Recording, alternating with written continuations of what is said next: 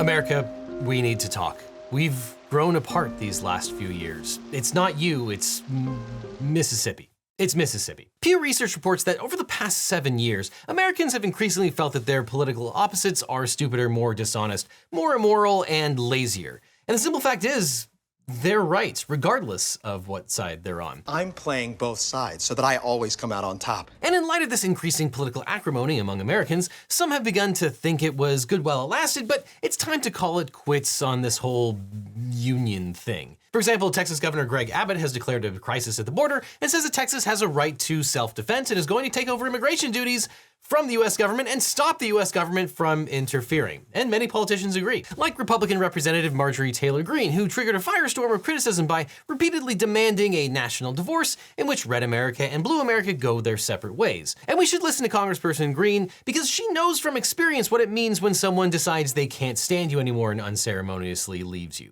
But while Greene was pilloried on all sides for her call for splitting up the union, a March 2023 poll suggests that around 1/5 of the population, or 66 million Americans, if you can extrapolate from that, are amenable to a national divorce. Looks like the 250-year itch is real. And even soon-to-be also-ran Nikki Haley is on tape claiming the Constitution allows states to secede. Do you believe that the states of the United States have the right to secede from the Union? I think that they do. I mean, the Constitution says that. And admittedly, these numbers are alarming, though it's unclear to what extent it reflects a sincere desire to break up the union as opposed to a way to register their displeasure that the person you didn't vote for became president. But in 2009, Governor of Texas and King of Failing Upwards, Rick Perry, jokingly suggested his state would consider secession after the election of Barack Obama. But this isn't just a red state thing. In 2017, a poll found that 32% of California voters supported seceding from the US following the election of Donald Trump, up from 20% in 2014. And again, after Joe Biden was elected, Texas is once again partying like it's 1861 by refusing to accept election results and threatening secession. Regardless, what was once unthinkable, the breakup of the United States, has become a real issue we can no longer treat as a mere hypothetical. That does it. South America, take it away. So today, Legal Eaglets, let's talk about what would happen if states opted to formally leave the union and whether that's legally possible. Now, typically it's a mistake to treat cranks with any kind of serious inquiry. After all, Marjorie Taylor Greene is not exactly what one would call a constitutional scholar, but her proposal is not without precedent. After all, the United States of America was born out of secession. And ever since the colonists declared themselves an independent nation, threats to leave the Union have long been made by various constituents of the US, but rarely acted on. And in fact, the first serious threat of secession came not from the Deep South, but from New England. In 1814, New England delegates attended the Hartford Convention to protest President James Madison's mercantile policies and the War of 1812, with more extreme delegates making an unsuccessful push to leave the Union. And then, and stop me if you've heard this one already, after the election of Abraham Lincoln in 1860, 11 southern US states broke off from the Republic to form the Confederate States of America, triggering a bloody 4-year civil war. And of course, despite modern attempts by some to claim the Confederacy was fighting for states' rights, not slavery, we know that that's pretty much false. How do we know? Well, for one, the majority of the states explicitly wrote in their declarations of secession that the reason they seceded was to preserve slavery and prevent political equality between whites and blacks. But you know, sometimes people are only textualists when it's convenient. But even cities have gotten on the secession bandwagon, or in this case, perhaps the secession yacht. Martha's Vineyard, along with Nantucket, actually voted to secede from Massachusetts. Yes, in 1977, the Martha's Vineyard selectmen voted 10-2 for secession to protest a redistricting plan that would reduce their representation in the state legislature. On an even smaller level, some Americans have simply proclaimed their property to be an independent micronation. For example, in 1998, Kevin Baugh declared his 11.3-acre property in the Nevada desert to be the Republic of Malosia. And since 1998, President Baugh has ruled his micronation as a benevolent dictator. I am President Kevin Baugh of the Republic of Molossia, a tiny self-declared country within Nevada. That's within the United States. We have everything that a nation should have: bank, stamps, and the post office. To date, no country has recognized the legitimacy of this micronation, whose currency is tied to the price of cookie dough. Now, obviously, if you're going to try and secede from the Union, you're going to need a good lawyer. But if you want a great lawyer, my firm, the Eagle team, can help. If you've suffered a data breach, especially if you've gotten a data breach letter, or were involved in a car crash, or have dealt with sexual harassment, we can represent you or help find you the right attorney who can. It's so important to talk to a lawyer right away so you can get the best representation and find out all of what your options are. Just click on the link in the description for a free consultation with my team. Because you don't just need a legal team, you need the Eagle team. Click on the link below. So let's jump right into it. Does the Constitution provide a right to unilaterally secede from the Union? Well, to give everyone's favorite answer, it depends. No, actually, no. States and localities have zero constitutional right to declare themselves independent and break away from the United States. Any votes to secede unilaterally is just political virtue signaling and with zero legal effect. And yet the, quote, constitutional right to secede is a myth that refuses to die, but for really interesting reasons. Now, no state has bought into this mythical right to secede more than the Lone Star State. In fact, Texans love to repeat the legend that Texas, as a condition to joining the US, negotiated an annexation treaty which grants them the unique right to unilaterally secede from the Union and once again become the Republic of Texas. But you might be surprised to learn that the terms of the Texas annexation contain no such provision. But Texas won't be cowed by your big city fact-checking and literacy. As a result, the state's conservative leaders continue to falsely proclaim a right to secede. In June of 2022, Texas Republicans were once again whistling Dixie by adding to its party platform that Texas retains the right to secede from the United States, declaring a right to nullify the federal laws they don't like under the 10th Amendment, and urging the Texas legislature to pass a referendum to determine whether or not the state of Texas should reassert its status as an independent nation. And in March of 2023, Texas State Representative Brian Slayton introduced a bill to put said referendum on the November 2023 ballot. And just in time for the 2024 election, the Texas Supreme Court declined to take up a case from a conservative group that wanted to add Texas secession to this year's presidential primary ballot. But that raises the question, on what legal grounds do some Texans claim the state has a right to secede? Well, according to Daniel Miller, the president of the pro-secession Texas nationalist movement, Texas has an implied right to secede because the Constitution doesn't say it can't. Article 1, Section 10 of the U.S. Constitution lists everything states are forbidden from doing. Guess what's not in there? Withdrawing. In addition, Miller claims that the 10th Amendment, which says that the federal government only has power spelled out in the Constitution or not delegated by the states, means that states can choose to leave. Now, this argument isn't completely insane. There is a canon of construction that allows you to interpret contracts or statutes by what is included. Specifically, it's based on the Latin phrase as justum generis, which means the company it keeps. If you create a list of things and something is not included in that list, then you can assume that it was not meant to be included in that list. That being said, the argument is also similar to the one used in the movie Air Bud. Basically, there's nothing in the Constitution that says you can't secede from the United States or that a dog can't play basketball. But you won't find anything in there that says a dog can't play. He's right. Ain't no rule said the dog can't play basketball. So I wouldn't necessarily hang my hat on that argument. Most likely, Air Bud would be able to secede before Texas. Especially because legal scholars and constitutional experts seem to overwhelmingly agree that the US Constitution does not allow for secession. For example, Stanford Levison, who is a law professor at the University of Texas, Austin, said that, quote, almost no lawyer would take that argument seriously. I do believe it is viewed as a closed question.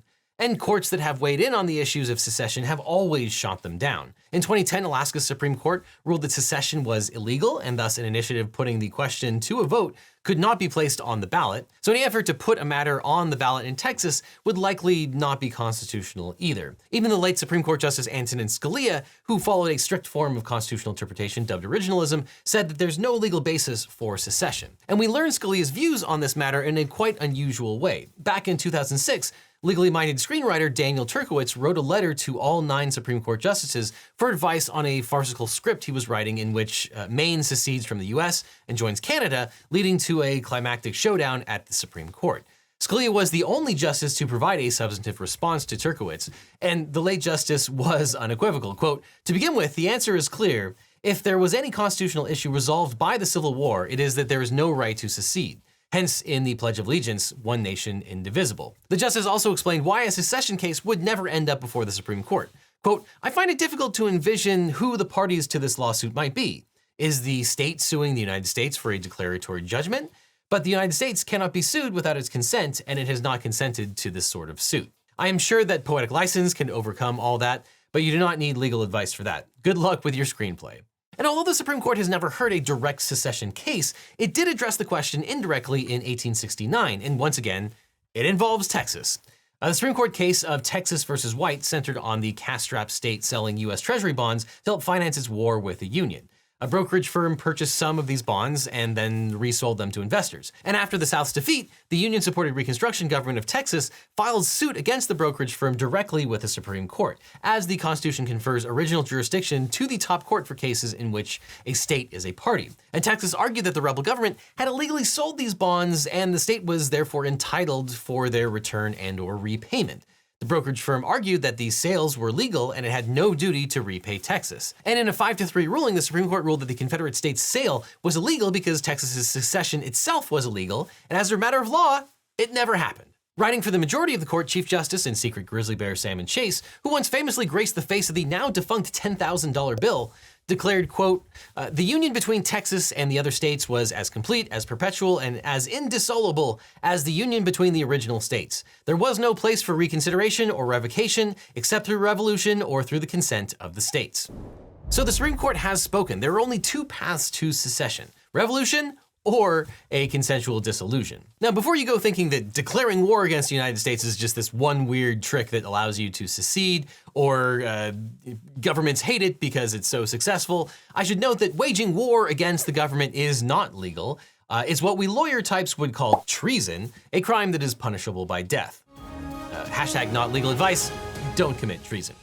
Also, seceding by force, even unsuccessfully, or especially unsuccessfully, will typically result in a high body count. And during the Civil War, about 620,000 people, or 2% of the nation's total population, were killed. So unless you're jazzing to murder thousands, if not millions, of your friends and neighbors, spend decades in prison for sedition, or get executed for treason, revolution is probably not the ideal secession path. In fairness, that would be the most Texas thing that you could do.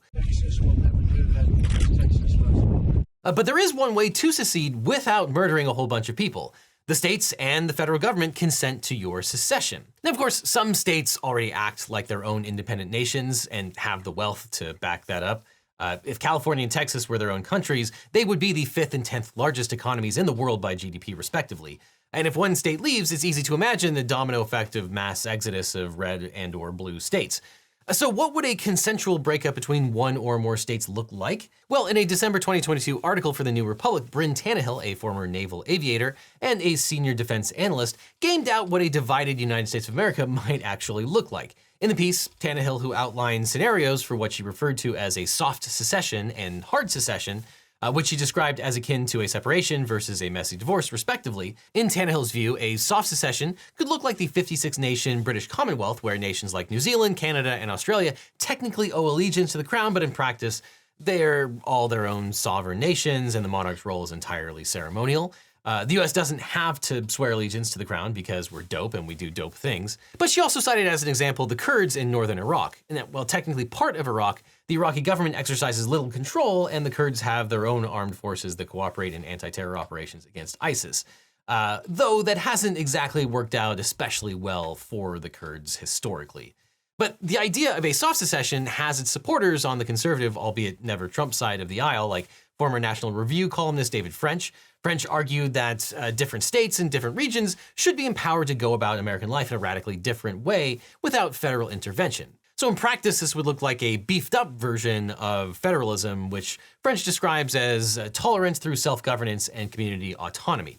In the system, more power would be delegated to the states, while the federal government takes a hands-off approach to let the laboratories of democracy chart their own paths. So in theory, this type of soft secession would have the benefit of preserving the Union and America's global power in a troubled world, while leaving open the possibility of reconciliation. But that would also require Americans tolerating policies without a federal floor of rights and/or protections that many would find detestable and unacceptable, including dissenting citizens within said states. But Tannehill argues that a hard secession is a more dangerous proposition. Quote, "This would involve a clean break. No more ostensible allegiance to a government in Washington, simply regions breaking off and forming their own countries based on common culture, religion, ethnicity, and regional identity." According to Tannehill, a hard secession could take many forms. It could be like the outcome of the fall of the Soviet Union in 1991, which triggered an economic collapse and a huge decrease in life expectancy, not to mention the matter of nuclear materials being scattered across successor states.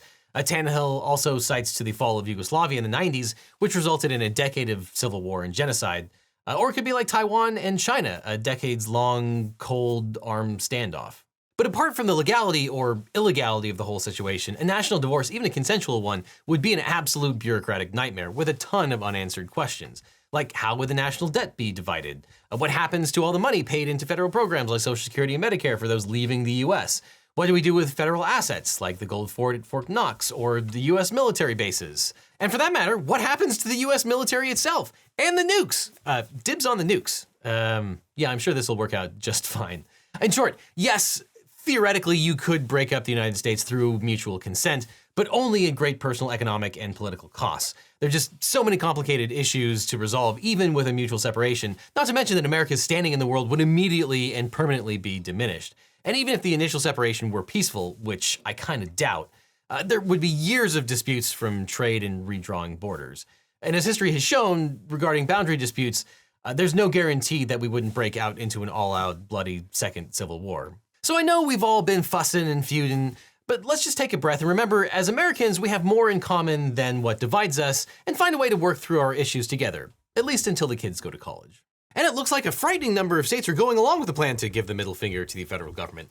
That didn't work out so well last time. So Marjorie, stop trying to make secession happen. It's not going to happen. Instead, let's just all take a breath and remember, as Americans, we have more in common than divides us, and find a way to work through our issues together, at least until the kids go to college.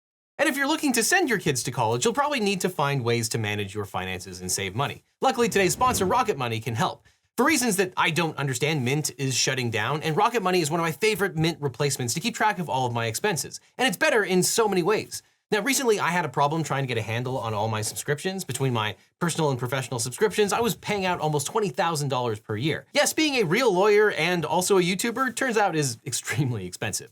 Now, I hadn't been paying too much attention to what I was subscribed to, and I couldn't believe once I started to track all my monthly expenses how much money was going out in small amounts every month.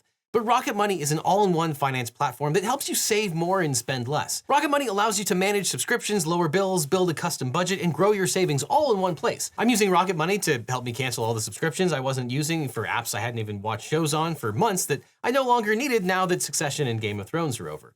But Rocket Money alerts you of important changes that impact your score and offers you insights on ways to improve it. It told me that a service increased their price by $100 per year. I'll have to take a look at that. And their budget setting feature is great too. I can automatically monitor my spending by category, get notifications when I've exceeded my budgets, and visualize my spend to earn ratio by month, quarter, or year. Plus, Rocket Money can help you keep track of your credit and net worth.